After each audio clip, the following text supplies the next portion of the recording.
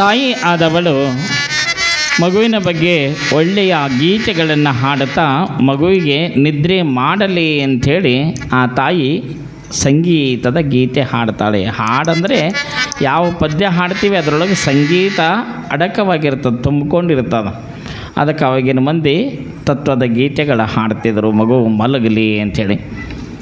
ಈಗಿನ ಮಂದಿಗೆ ಪದ್ಯಗಳು ಬರೋಂಗಿಲ್ಲ, ಮಕ್ಕಳನ್ನ ಅಳುವ ಮಕ್ಕಳಿಗೆ ಸಮಾಧಾನ ಮಾಡೋಕ್ಕೆ ಬರೋಂಗಿಲ್ಲ. ಜಾತ್ರೆಗೇನೋ ಗಿಲಗಂಚಿ ತರ್ತಾರೆ, ಅವು ಶುದ್ಧವಾದ ನಾದ ಇತ್ತಂದ್ರೆ ಮಕ್ಕಳು ಮಲಗ್ತಾವೆ. ಅವು ಎಕಡೆನೋ ರೊಕ್ಕದ ವ್ಯಾಪಾರಕ್ಕೆ ಅವರು ಮಾರಾಟ ಮಾಡ್ತಾರೆ. ಗಿಲಗಂಚಿ ಕರ್ಕಶ ಶಬ್ದ ಇರ್ತದೆ, ಅವು ತಂದು ಗಿಲಿ ಮಾಡಿದ್ರೆ ಅವು ಎಲ್ಲಿ ಮಕ್ಕಳು ಮಲ್ಕೋಬೇಕು, ಮತ್ತು ಜೋರಾಗಿ ಟ್ಯಾ ಅಂಥೇಳಿ ಅಳ್ತಿರ್ತಾವೆ. ಅಳುವ ಮಕ್ಕಳಿಗೆ ಸಮಾಧಾನ ಮಾಡೋರು ಯಾರು? ತಾಯಂದರೆ. ಯಾವ ತಂದೆಯಂದಿರ ಹೈಸತ್ತಲ್ಲ. ಯಾವ ಗಣಮಕ್ಕಳಿಗೆ ಅಳುವ ಮಕ್ಕಳಿಗೆ ಸಮಾಧಾನ ಮಾಡೋಕ್ಕೆ ಬರೋಂಗಿಲ್ಲ. ಬರ್ತದನ್ರಿ ಗೌಡ್ರಿ? ಬರೋಂಗಿಲ್ಲ. ಆ ಮಕ್ಕಳು ಸಣ್ಣ ಹೇಸಿಗೆ ಮಾಡಿಕೊಂಡಾಗ ನೀವು ನಿಮ್ಮ ಯಜಮಾನ್ರ ಕೈದಾಗ ತಗೋರಿ ನಿನ್ನ ಮಗ ಅಂಥೇಳಿ ಕೊಡ್ರಿ ನೋಡೋಣ ಎತ್ಕೊಂತಾರ. ಚೀ ಚಿ ಚಿ ಚಿ ಚಿ ಚಿ ಚಿ ಚಿ ಚಿ ಚಿ ಹೇಸಿಗೆ ಮಾಡ್ಕೊಂಡದು ಬ್ಯಾಡ ಅಂತಾರೆ. ನೀವು ಸ್ವಚ್ಛ ಅಂಗೈ ಹಚ್ಚಿ ತೊಳೆದು ಸ್ನಾನ ಮಾಡಿಸಿ ಹೊಸ ಬಟ್ಟೆ ತೊಡಿಸಿ ಪೌಡ್ರ್ ಹಚ್ಚಿ ಕಾಡಿಗೆ ಒಂದು ಚುಕ್ಕಿ ಗಲ್ಲದ ಮ್ಯಾಗಿಟ್ಟಾಗ ಅವಾಗ ಬಾರೋ ನನ್ನ ರಾಜ ಅಂತಾನೆ. ಅವಾಗ ನಿಜವಾಗಿ ಬಹಳ ತಾಯಂದಿರದೇ ಜವಾಬ್ದಾರಿ ಅದ. ಅಳುವ ಮಕ್ಕಳಿಗೆ ಸಮಾಧಾನ ಮಾಡೋದು ಯಾವ ತಂದೆಯಂದರಿಂದ ಗಂಡ್ಮಕ್ಕಳಿಂದ ಸಾಧ್ಯವಿಲ್ಲ, ಅದು ತಾಯಂದಿರಿಂದೇ ಸಾಧ್ಯ.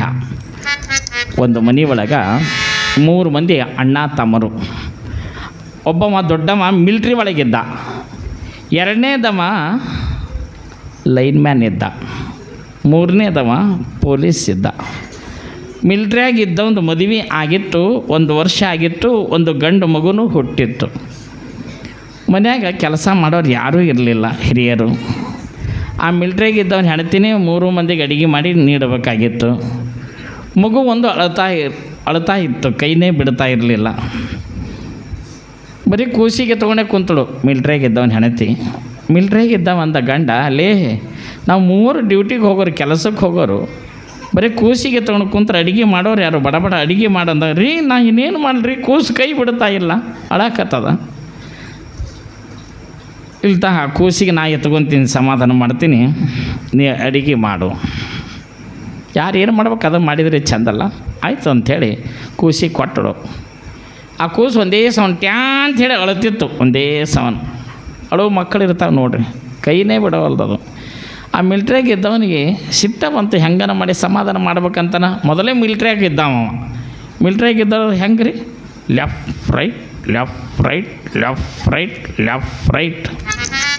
ಆ ಮಗು ಟ್ಯಾನ್ ಅಂತೇಳಿ ಅಳತಿತ್ತು. ಸುಮ್ ಕುಂದ್ರು, ಗಪ್ ಸುಮ್ ಕುಂದ್ರು, ಗಪ್ ಸುಮ್ ಕುಂದ್ರು, ಗಪ್.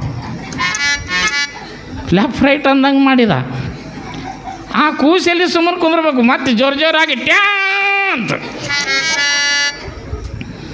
ಅವನು ಪೊಲೀಸ್ ಅಂದ 2ನೇದವ. ಅಣ್ಣ ತಾಯಿಲಿ ಆ ಮಗಂದು ಭಾಳ ಆಗ್ಯದ, ನಾ ಸಮಾಧಾನ ಮಾಡ್ತೀನಂದ ಇವ. ಆ ಕೂಸಿಗೆ 2 ಅಂಗೈದಾಗ ಹಾಕೊಂಡ. ಯಾರು? ಪೊಲೀಸನ ಕೆಲಸ ಏನು? ಅದು ಟ್ಯಾನ್ ಅಂತೇಳಿ ಅಳತಿದ್ದೆ. ಏಯ್ ಸುಮ್ಕೊಂಡ್ರು ಮಗನೇ, ನೀನು ಲಾಕಪ್ನಾಗ ಹಾಕ್ಯಾನ. ಲಾಕಪ್ ಅಂದ್ರೆ ಅದಕ್ಕೇನು ತಿಳಿತದ. ಮತ್ತು ಟ್ಯಾನ್ ಅಂಥೇಳಿ ಅಳಕತ್ತಿತ್ತು. ಇನ್ನೊಬ್ಬ ತಾಯಣ್ಣ ಭಾಳ ಅಳಕತ್ತಾನ ಅಂಥೇಳಿ ಇವ ಲೈನ್ಮ್ಯಾನ್ದವ ಎಸ್ಕೊಂಡ.